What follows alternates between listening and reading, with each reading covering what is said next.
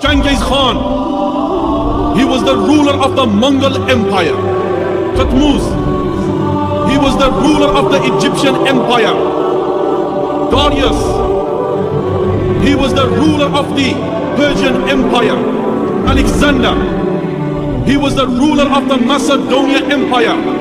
Julius, he was the ruler of the Republic of Roman Empire. And from amongst the companions, there was a soldier. There was a commander. There was a conqueror. He crushed the superpowers of his time. He crushed the Persian Empire. He crushed the Romans. He conquered Iraq. He conquered Iran. He conquered Armenia. He conquered Jordan. He conquered Syria. The undefeated commander. The undefeated ruler. The sword from the swords of Allah Azza wa Jalla. This is Khalid bin Walid radiallahu anhu.